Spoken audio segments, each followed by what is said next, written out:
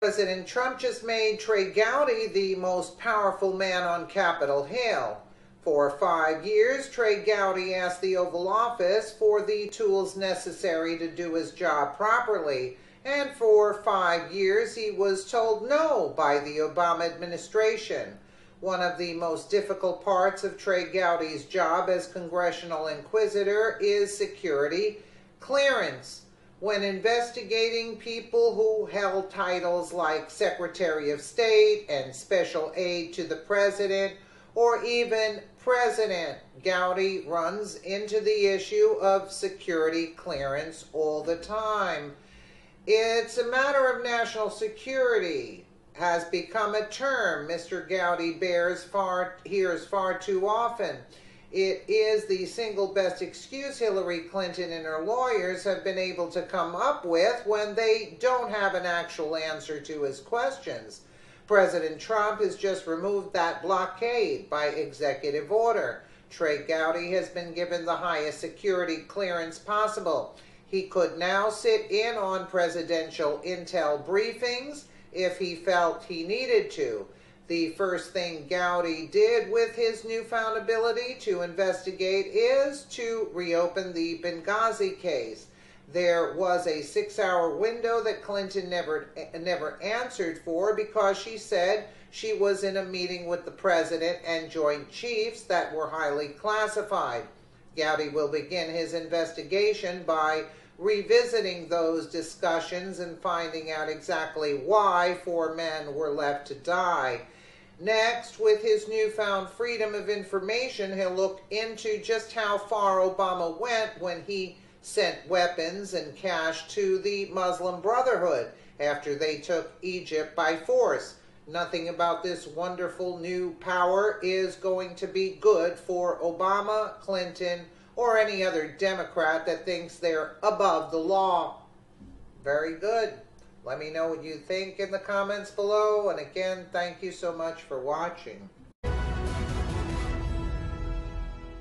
Welcome back, everybody. This is the Ingram Angle Special Gratitude in the Age of Trump. And for better and sometimes for worse, let's face it, talking politics at the Thanksgiving table is practically as much of a tradition as the turkey and the pumpkin pie, the mashed potatoes, the gravy.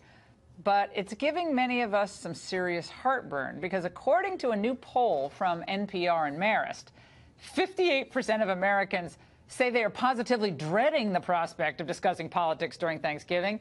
That's up 5 points from last year during the aftermath of the election. And 31% say they're eager to do so tomorrow, but that's a 12-point plunge from last year. Joining us now to analyze 2 of my favorite people, not just favorite colleagues, but favorite people here at Fox, Shannon Bream, of course, the anchor of the brand new 11 p.m. show on Fox, and Brett Baer, who is wisely already in the balmy weather of Naples, Florida. Brett, I'm so jealous here in Naples already. And I'm sitting in your chair, Brett. I feel nice. Inadequate sitting in this chair because this is your chair, really, but I'm just keeping it warm till you come back. It's great to see both of you. All right, Brett, I want to start with you. Now, Trump is controversial. The divide in the country seems like it's worse than it's been ever before, but I don't know if that's even the case. How do you avoid this maelstrom at the table? What do you do? Well, I think it's a good question because I think you have to be prepared at the beginning. You have to go in and say you have other topics to talk about, entertainment, sports, the kids, other things. I say stay away from LeVar Ball, The Wall, Roy Moore at all. I think those 3 things that rhyme, you just stay away from them. But if it goes south, get to the place where you listen more than you get heated. You listen.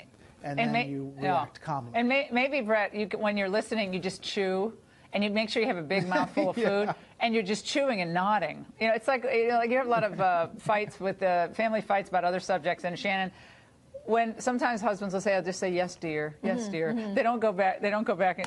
But it is a little thorny because, like a lot of families I know, and certainly in my family, we have some polar opposite views in my family. Like some of my brothers are different politically than I am, and We just don't talk about it. We talk about anything but. Want to play a game of tic-tac-toe. Right. It's uncomfortable. Listen, I'll be with the in-laws this year, the Breams, and they do like to talk politics. There are a lot of Fox watchers in there. So thank God. Lucky you. Listen, I know, exactly. But the tricky thing is they want to talk shop the whole time. And when you're away from work, you want to take it easy, play the tic-tac-toe, stuff your face with stuffing. But they have a lot of questions. And I find that what I end up doing is separating a lot of fact from fiction, because they'll hear a story or see something on Facebook, and I'm sort of now deputized as the fake news buster during these Thanksgiving meals and get-togethers, because they want to know what's actually been said or not said. I think one of the good strategies, I like Brett's, but I think also something I read that made sense to me, instead of talking about personalities like President Trump, like, Hillary Clinton, whoever, if you talk ideas or policies, that seems to work better for a lot of families, instead of getting into the personalities, which seems to immediately put people on one side or the other. Now, Brett, when you're down in Florida, Naples has there are a lot of Fox fans in Naples, let's face it. It's it's a wonderful place. They love you down there. But it is true what Shannon said. When you want to get away, I know you're a big golfer, you're a big athlete, you want to be with your kids, your beautiful sons and wife, but you want to kind of get away, but you are pulled back into it, right? You just think you're on the golf course, 7th hole, got that perfect tee shot, and then you're, well, what do you think about this, Brett? And what do you do? It happens all the time. I know it happens to you guys, too. I mean, I was at the grocery store the other day. Somebody stopped and talked to me about tax reform. And, I would say, how's the pineapple? So I think that, listen, when you're talking politics, I do think Shannon's right. To do broad topics and start with the ones that a lot of the different ideologies agree on. Let's say corporate taxes, killing ISIS, figuring out a situation in North Korea. Those are 3 good ones where most left and right kind of agree. Now, I want to ask both of you your favorite Thanksgiving memories growing up. And I was saying this on the radio earlier today that, it's never about stuff or presents. For me, it's always about food, music that my mother used to play. She's Polish, so she always played in this little record player we had. She played Polish Christmas carols, and I kind of rolled my eyes. I'm like, oh, God, can't we hear something else? But now I get teared up when I hear some of that music today. And it's the smells of Thanksgiving and just being together. Brett, what's one of your favorite memories of growing up, Thanksgiving, just being with the family? So 2 things. One is my mom grew up having turnips, and I can't stand turnips. The worst. But every year we just made them, and they just sat there, and it was just my mom who ate them. But it was part of the tradition. And then the wishbone at the end, pulling it apart, and which person got the bigger part of the bone was got the wish to come true, and I remember that every year. Shannon? You know what? I think that Brett's mom should join the Breams, because they like turnips also. What is That's it an about acquired taste. I don't know what the deal is, but they like it too. They have no taste. I know, but bitter. Heavily salted. You try to drown the actual turnip taste. I don't know. They have the taste. I don't. I will say my dad loved frying turkeys. So, you get the vat of the bubbling hot oil, and they do the demonstrations every year, like, don't do this, you'll burn down your whole house and kill everybody. Yeah. My dad loved the danger of making the turkey that way. So I always think about that. He also liked fireworks and blowing stuff up and everything. So I think the fried turkey was just part of it. Now, Brett, do you cook the turkey, or you go out to dinner? You get someone else? We have officially gone to the going out and having somebody else do the dishes. But I do miss the cooking thing that everybody stands around and cooks. But we have not done it for a number of years. Well, I think the what I like to hear about is like the brining. People calling in today about, we do turkey over an open spit where they're like really rotating the turkey. I mean, this turns into like a virtual Olympic sport at this point. It's an all-day project. It's fun. Most thankful for this time of year? Honestly, I'm a person of faith, and even through some tough times this year, just that I think God is good. Yeah, God is good. Brett?